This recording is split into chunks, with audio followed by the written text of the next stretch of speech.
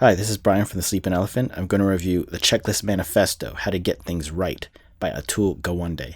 Atul is a surgeon, and this book is all about the checklist, whether it be boring, simple, complicated, and why creating a checklist in general. Creating checklists in general require a bit of humility to the point where I don't have the memory to remember, or I am a capable human being who doesn't need a checklist. It takes discipline and work to even create a checklist. Since Atul is a surgeon, there's really no humor in his writing. He keeps the writing smooth and mainstream to keep in check with the echo chambers of the hospital culture. He, of course, did research for hospitals and how checklists that were implemented all over the United States. The study confirmed that these checklists reduced errors, increased patient safety, and increased operations. He also explored other third world countries to see how they managed, how they were hesitant, and there is a resistance to even doing a checklist. For the instance, in the beginning, it takes time to do it, and many people don't see the value in creating a checklist. There's that ego of, I've been doing this for years. Why are you telling me this now? There's also a lack of supplies in third world countries, as well as not the cleanliness of first world countries. It's hard to change when you have systems in place. Atul explains that checklists are used by chefs, plane companies, as in when plane engines go down.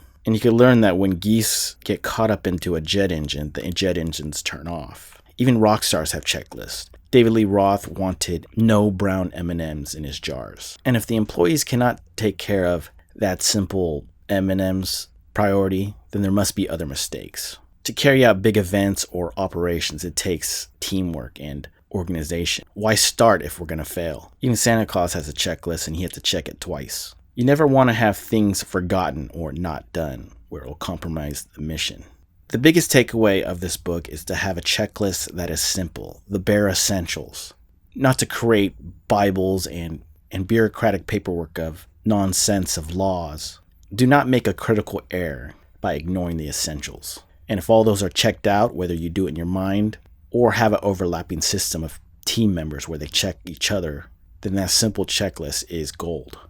Obviously, in life and death situations, there is a buildup of complex skill that needs to be executed, such as a fighter pilot, that you're in the zone to make the quickest reactions where they're not thoughts but flow, as well as surgeons, where they've been doing this for years. They have to act in the moment. They're in the zone. Keeping it simple can be better. Just take care of business. For instance, in my life, when I go out surfing, I have to make sure everything's there in my car before I get to the beach, such as a wetsuit, the surfboard, and the leash. I don't necessarily need wax to put on the board, or booties, or a hoodie, or even a container to put all my wetsuit belongings at the end of it. The essentials are the surfboard and the wetsuit. I have driven about an hour away and forgot my wetsuit, or even the leash. I also go out rock climbing, and when I go out rock climbing, there isn't many things that I need. I need a crash pad, shoes, chalk, and spirit to actually climb the rock.